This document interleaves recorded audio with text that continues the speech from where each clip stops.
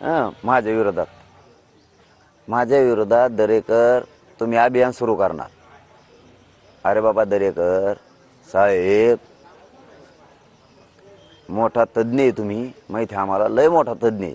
क्रांती मोर्चाचं नाव घेतलं, त्यात तुम्ही ठोक मोर्चाचं घेतलं. पडद्या मागून मी असतो असं म्हणलं तुम्ही. संपेला ना क्रांती मोर्चा, तुम्ही 7-8 जण आहेत त्याच्यात.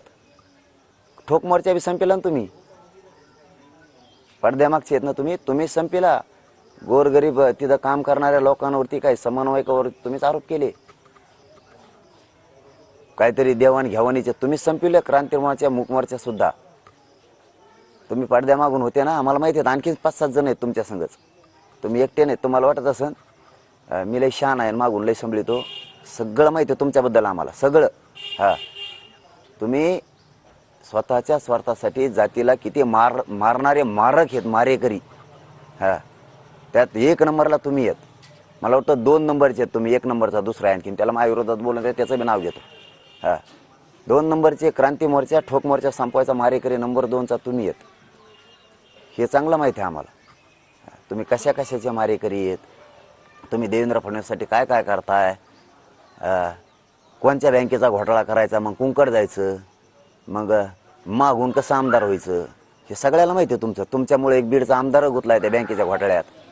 हे बघा, तुम्हाला खरं सांगतो, माझ्या मराठीच्या वाटा जाऊ नका. मी तुमच्या तोंडावर नावसुद्धा घेतलं नाही, मला त्याच्यात उतरायला लावू नका. देवेंद्र फडणवीस साहेब तुम्हाला कशामुळे संभळित आहेत, किती घोटाळा केलेला आहे तुम्ही. मग तुम्ही जेवढे विधान परिषदेवर आमदार गेले ते माझ्या विरोधात का बोलतेत, ते फक्त तुम्हाला बोलायला ठेवलेलं आहे. मला माझ्यावर ते बोलायला ठेवलेले ते, किंवा माझ्या समाजाची चळवळ असली त्याच्यावर, क्रांती मोर्चावर बोलायला तुम्ही, ठोक मोर्चावर बोलायला तुम्ही, मराठ्यांच्या चळवळीवर बोलायला तुम्ही. खरं बोललं की मग तुम्ही ते भंपकपणा म्हणणार त्याला, किंवा अनेक काही असे कारणं जोडणार.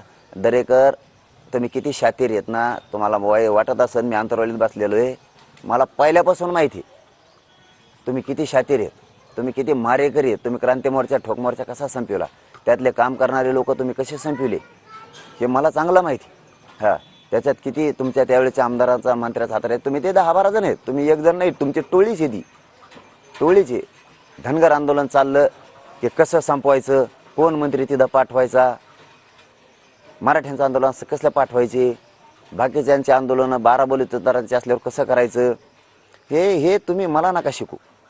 तुम्ही मला नका, मला चांगला माहीत तुम्ही कोण आहेत. फक्त तुम्ही मराठीचे आहेत म्हणून बोलत नाही, आणि पुढेही बोलायची मला गरज नाही. तुम्ही शांत राहा. तुम्ही माझ्या मराठ्यांच्या डोळ्यातून आलेल्या पाणी लेकरांना भंपकपणा म्हणू नका. तुम्हाला सावध करायलो मी. तुम्हाला वाटत असन डोळे झाकून मी दूध पितोय, कुणीच बघत नाही. सगळं जग बघतंय तुमच्याकडं, सगळं जग बघतंय. आता तर तुम्ही मराठ्यात नजरेतून उतरले बरं दरेकर. आणि तुम्हाला वाटतंय ना माझ्याकडची गर्दी फर्दी, तुम्ही माझ्या गर्दीचा अंतच नका करू. खरं सांगतो मी तुम्हाला, कामाचे दिवस आहेत, मी स्वतः सांगतो इकडे येऊ नका. मराठी तुम्हाला मुंबईत काय असतं ना, आता आम्ही घोषणा 29ला केल्यावर तुम्हाला कळन मुंबईत काय कशी मराठीची गर्दी असते. त्या टायमाला मात्र चष्मा लावून या, बिगर चष्म्याचं येऊ नका. ते चिपडेल डोळे घेऊन येऊ नका तिकडं.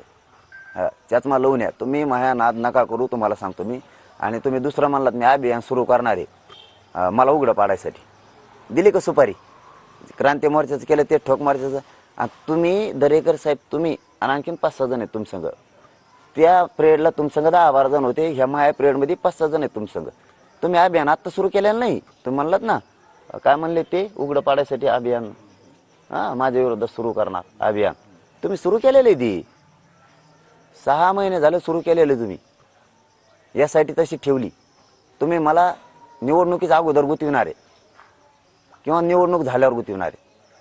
तुमचा तो डाव आहे, यासाठी तशी ठेवली तुम्ही त्या केसेस तशाच ठेवलेल्या आहेत. निवडणुकीच्या अगोदर काहीतरी करायचे किंवा नंतरसाठी. देवेंद्र फडणवीसांचे डाव आहेत, फक्त तुमच्या तोंडातून ते बोलून यायला लागलं. अभियान सुरू आहे, तुमचं अभियान बंद नाही आहे.